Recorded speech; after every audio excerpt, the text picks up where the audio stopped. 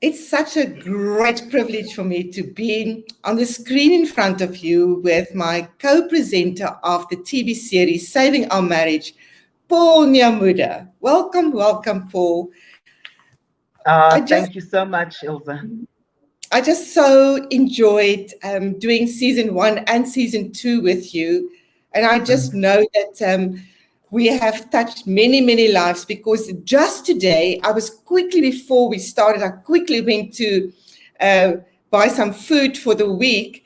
And as I was busy paying and I had my mask on, I was surrounded by a group of women and they say, are you on TV? I said, yes. They said, are you from Saving Our Marriage? And of course, they must have recognized my voice. And I said, yes. And they said, can you please have photos with you? I thought you were going to say, they said, can you please help me with my marriage? Of Can I ask course, you a few questions? they did say, can you please save our marriage? Yes. Definitely. Yeah, no, So, well, I always appreciate your nuggets and your yeah, wisdom, Ilze, in those and I've sessions. I've So, learned so much from you as well, Paul. yeah. So, Paul, I want to talk to you today.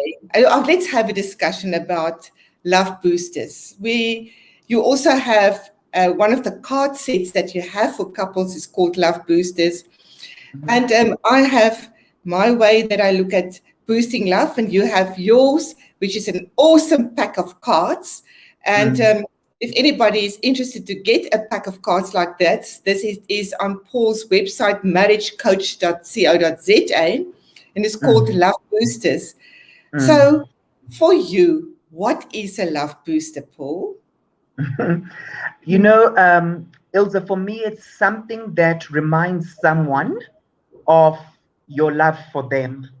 So they know it in their head, but when you boost them with it, it helps them to feel it. You know, sometimes I sit down with people that I'm coaching or counseling and I say to them, did your dad love you? And you'll see them saying, I know he loved me. Yes, he loved me. And I say, did you feel loved? And then it's a different story.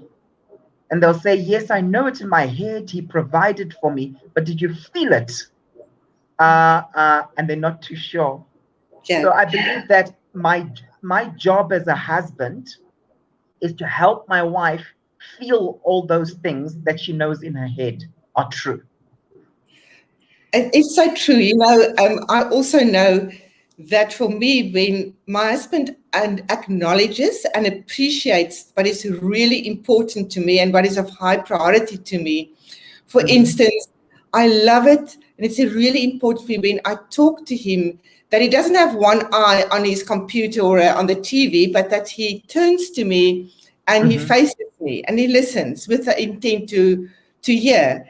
When he does that, that to me is a love booster.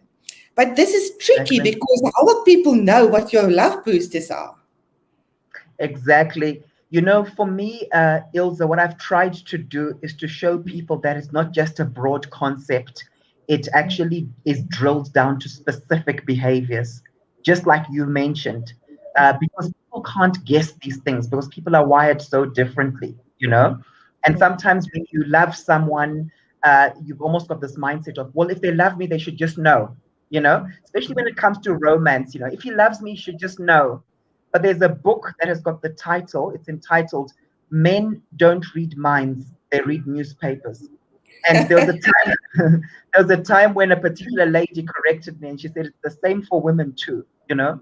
So the idea behind the love boosters is to really spell it out to your spouse, to act like you did, you know, to actually say, I feel significant. I feel like I matter when you look at me with both eyes and not one eye looking at your computer. So what do I do then as a significant other in a life partnership? And I know this is what many people are going to be thinking. What do I do if I am telling my partner how to boost my love and my partner ignores it? What do I do then? that's that's a real tough one. It's a real tough one, but I think there are a couple of things. I think the first thing is we need to be secure and whole in ourselves, you know, and that's why I've linked the love boosters to self-esteem. All right. So, for example, there's 6 pillars of self-esteem. So, someone whose self-esteem is really healthy and whole, they're strong when it comes to self-efficacy, which is really self-belief. Your belief about your abilities, very similar to self-confidence. It's also self-acceptance, that this is me, take it or leave it, you know. There's also self-worth, a deep sense of worth as a person. There's a sense of self-respect, and they're easy to remember because they all start with S. Okay, so I respect myself. And then there's a sense of significance, which is that feeling of I matter. And then there's a sense of security, which is without care. It comes from the Latin word securus, which means without care. So you're Yeah. not always worried. And so when we're strong in these 6 areas of self-esteem, we're impacted less by someone's acceptance and rejection, validation, because our lives are no longer externally referenced. Having said that, because we love them, we want a relationship that's sustainable. And for it to be sustainable, it's important that there's mutuality. We don't want to feel like we're pouring out and we're boosting them, but they're not doing the same to us in our areas. So I think that it's powerful when you catch your spouse doing the right thing. So, for example, I can say to my wife, my love, a need I have that really boosts me in our marriage is the need to feel admired by my wife, which is you, right? And that makes me feel significant. And then I catch her when she's doing the right thing. And I say, you know what? When you update your parents about my achievements and accomplishments, that need is met. You know what? When you ask for my advice in important issues, that need is met. You know that when you're teaching or running a seminar or preaching and you quote me, that need is met. And then she will then replicate it because I'm catching her when she's doing the right thing, not just criticizing her when she's not doing it.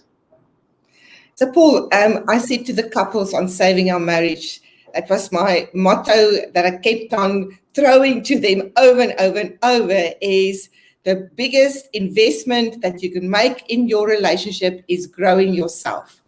Now, Yes. even when it is such a high importance for me to grow myself, and I know that the couples really embrace that because we could see how they started to grow themselves.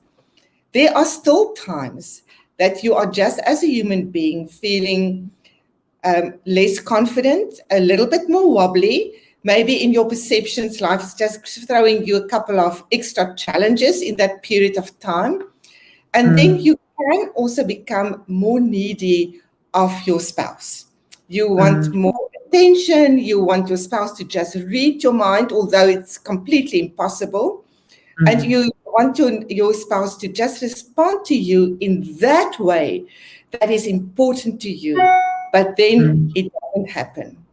So, what do you say to your couples that you work with? Because what I say, when your needs are not being met, it means that you have not communicated it in a caring way. Because if you communicate it in a way of criticizing or attacking or pointing a finger, your spouse is not going to hear you. And it's about communicating it in a caring way. What is your guidance that you give couples when they say, but I communicate my needs, but my partner is not hearing me? Yeah. You know, Ilse, that's so, so true. I think, first of all, people have to be comfortable communicating their needs. So sometimes they minimize their needs because they don't want to keep sharing and making themselves vulnerable because they feel like I'll be disappointed again, you know? Sometimes there's a lot of shame around certain needs, you know? The need for intimacy, the need for closeness. Sometimes people actually feel ashamed to talk about their needs. Sometimes there are misbeliefs around needs, where sometimes people have a mindset of that's being selfish if I talk about my needs. You know, sometimes they're those unhealthy mindsets because of low self-esteem. And what I say to them is, it's important that you don't protest, but rather make yourself vulnerable and communicate the need. So the alternative is often protesting, and that's where let's say a wife will say to her husband, why are you always coming home late? Why didn't you do this? Why didn't you do this? And they become very critical, or vice versa, husband towards wife. And I say, pluck up the courage to make yourself vulnerable, because if you make yourself vulnerable and you communicate the need, what you would say is, honey, I really miss you. Honey, I just would love some couch time with you where we're just talking about our dreams. We're not talking about the kids. We're not talking admin. We're not talking money. We're just dreaming together. That's what I really long for. And when you take the courage to do that, especially if it's a lady, because every man needs a beauty to rescue, but it's important that you're rescuable, you see. And it's not easy to be rescuable and vulnerable if you're actually quite angry, and then you're self-protective. It's not easy. So I definitely am big on communicating needs and being very behavioral about the need. So not just saying, I need to feel like I'm first in your life. Okay, you say that's the need, but what does that actually look like? Because I need to feel like I come first in your life, I would love it if you prioritize my requests this week in terms of some of the chores. I'd love it if you sit down and have a meal with me instead of coming home late and just working. Just take time out, even if it's just 30 minutes, and we can eat together. So you link the behavior to the need. Paul, that is absolutely so valuable. I remember, I can see when I am communicating a need I have with my husband, and I just tell him what I need without giving him tips, ideas, suggestions of what it means, how we can boost the love for me then. And exactly what you said now. If you convey your need not as an accusation, not as a criticism. It is not in anger, but it is in vulnerability. I really need I need to sit with you. I'm using an example here. I need to sit with you and feel that I am in a safe, warm space. And what that means is I would love for you to give me your undivided time. Tonight, we sit after the children are in bed, and before you go and watch your TV program or you go back to your computer to work again, that we sit for 15, 20 minutes and you give me your undivided time. That will really make me feel loved. Why is it so difficult for people to do it? People didn't see it being modeled when they were growing up. I think there's quite a lot of that. And if you think about it, when we go to school, when we go to college and so on, we study a lot of theory, but there isn't really anyone who actually shows us, who says, this is what it looks like, unless we saw it being modeled. And so for many people who didn't see it being modeled, one needs to actually say, I want to learn new ways of having a conversation. In my first marriage book, it's specifically called Conversing, Building a Healthy Marriage, One Conversation at a Time. Because I believe that if we master moments, every marriage is built around moments. Every marriage is built around specific conversations. And regardless of your personality type, whether you're an extrovert or an introvert, you can learn these things. Anyone can learn these things. But it has to be taught. 100%. I think that's the value that we added by working with the couples in reality on the TV show Saving Our Marriage. Makes me also remember how Paul and Maria, one of the couples in season 2, where she was very open and very expressive about her need for intimacy. And she was so needing it that she was putting it out on public TV, which was saying that she was really feeling challenged. She was resentful, she was angry, and she felt very unfulfilled in her need. And one of the reasons why she said she wanted to do Saving Our Marriage is to get this sorted. And I think you and I did help them to get to definitely a place where they connected more through their intimacy. But that is a tough one for lots of couples, because in most relationships, one wants it more and one wants it less. Yes. And it also shift, you can also shift and say that now it's the other one who wants it more and the other one wanting it less. But Yes. the needs around intimacy are often not on a equal playing ground. And also, Yeah. it is one of the ways that you perceive that your love gets boosted, and you Yes. don't perceive it's being met by your partner, your spouse, or your life partner. It can Yeah. create huge resentment, anger, bitterness, and that withdrawing from each other. And that is a difficult one for many individuals to express. How Yeah. do you, what wisdom do you have that can help people that is listening when they find it hard to talk about their needs around intimacy? Yeah. And once again, I want to remind those listening, it cannot be done with anger, with attacking, with labeling, with name calling, with finger pointing, because you just push your partner away the moment you start to do that. Yeah. Yeah. So I think there are a number of things, Ilze.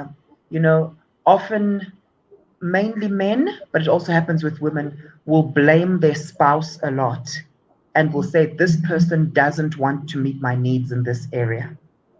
And I say, focus on yourself and ask yourself, what can I do differently to make myself irresistible to my spouse? I like And that. and that's very powerful because it's that sphere of influence and it's what's within your control. Because there's certain things you can do that are in your control that make you irresistible to them. That's the first thing I want to say. The second thing I want to say on that one is that you have to be comfortable talking about it. It can't be guesswork. And often we've got certain mental barriers that stop us from talking about the subject. But I think creating the space and actually asking quite direct questions like, when am I most attractive to you? When do you desire mostly to be intimate with me? When am I irresistible? And they will actually be able to say, oh, it's when you're gentle. Oh, it's when we've had deep conversation and I feel close to you. And one of the main differences between men and women, and I know this is not an exact science, but in this particular area, it's been found that a lot of times men will want to be intimate sexually with their spouses so that they feel close to Yep. them. Whereas with ladies, they want to actually feel close first through intimate discussion, through touch that is non-sexual, etc. And then they desire to be intimate. So I think a big thing is actually understanding how your spouse is wired with regards to that. The third, it's interesting and being able to ask questions around it. I remember today, my wife and I had 2 coaching sessions in the morning. And then I caught up with her, had a bit of a coaching conversation with her with regards to something she was going through. And we had a nice long chat at lunch. And I felt really close to her. But I actually also asked her, I said, did you enjoy our conversation? And she said, yes, I did. And I said, do you feel closer to me after the conversation? And she said, yes, I really do. And it's just very powerful when you get the other person to actually verbalize that I'm feeling close, because sometimes with intimacy, you can feel really close to the other person and you think everything is fine. And they might be in a space where they're not really feeling that close. They want to actually chat more, For sure. type of thing. And then I would say also, in terms of the actual sexual intimacy, just remembering that there's always someone who's serving and the other person who's receiving. So, and it becomes unhealthy if it's always one way, And so just making sure there's that mutuality in terms of conversations around, what do you like? What would you like me to do? How can I serve you in this area?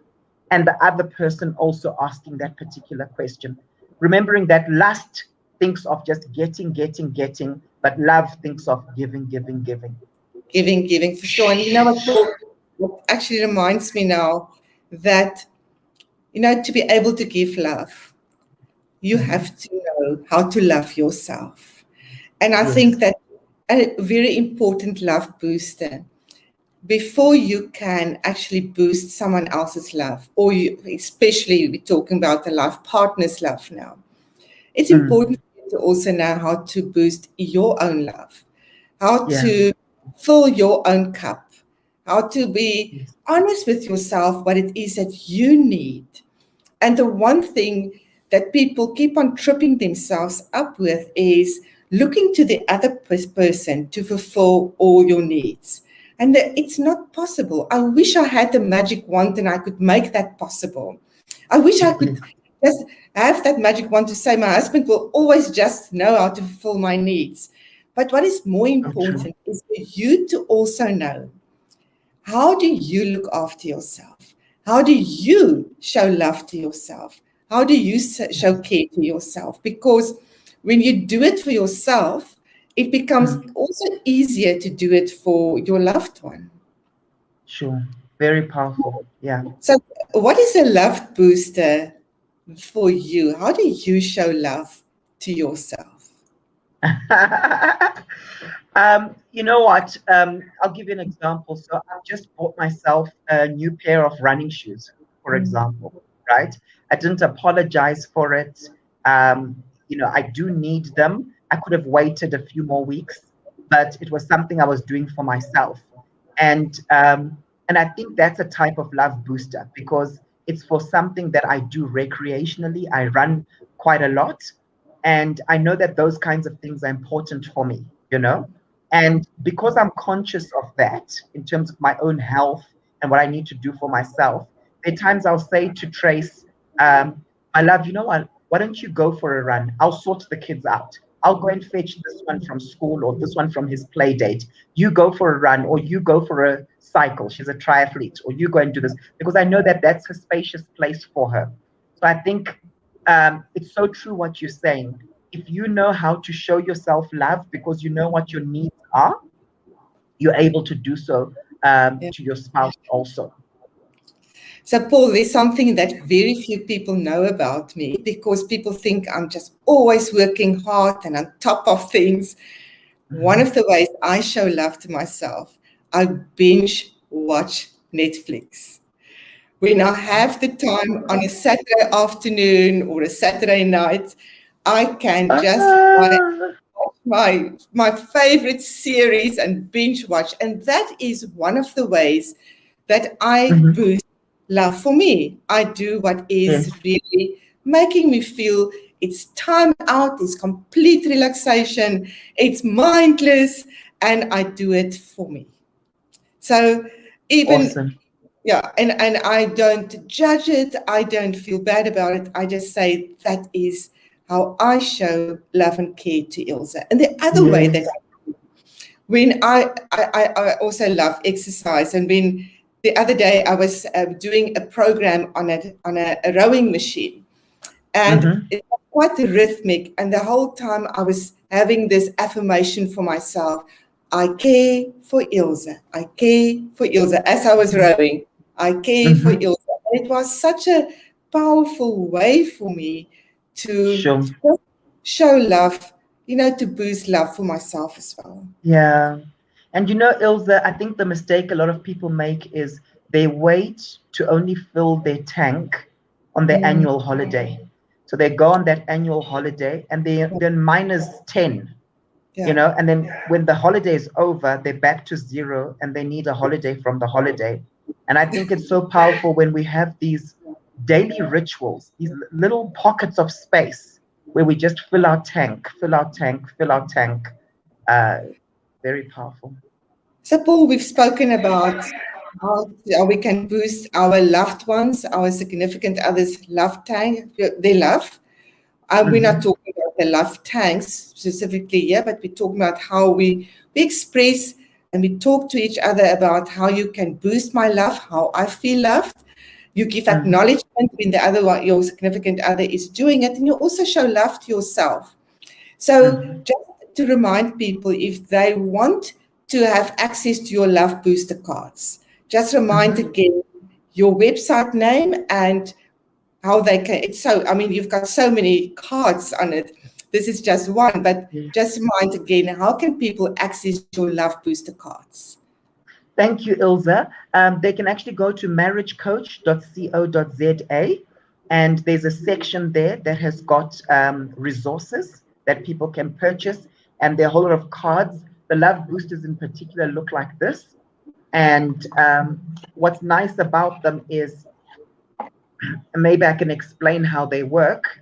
You play them with your spouse, okay, and they're categorized.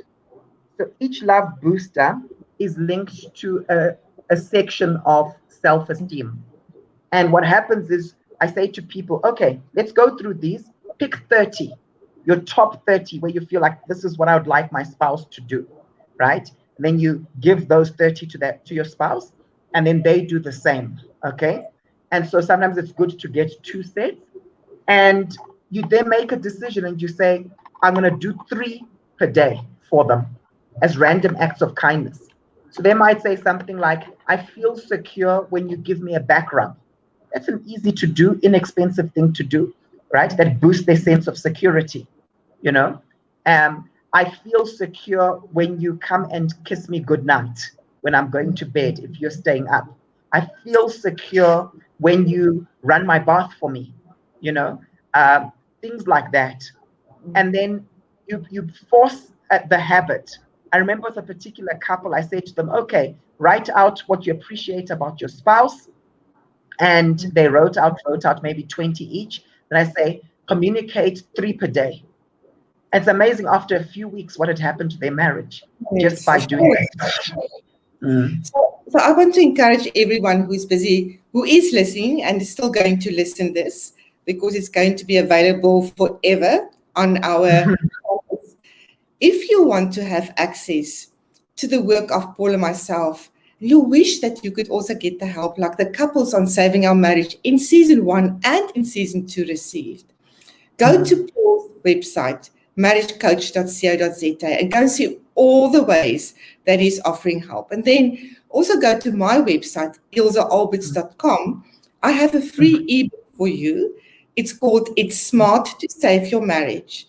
And I also have an online 4-week program, Build Thriving Relationships at Last, to save your marriage.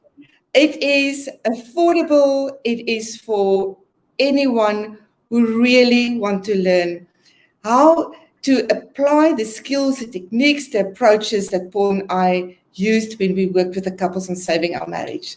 We would love to make a bigger impact. We would love to help you in this way. So please make use of it. And we would love to know, how has that made a difference for you?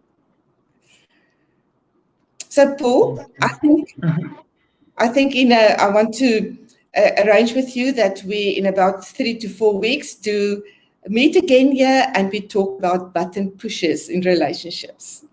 That'll be powerful. Thank you so much for joining me, and let's join forces again in 3 to 4 weeks' time, and we meet here about love, button pushes. So thank you, Paul. That'll be awesome. Thanks for inviting me. Thank you so much, Ilze. And thank you for everyone listening. We hope that we are touching your lives. That's what we wish to do. Exactly.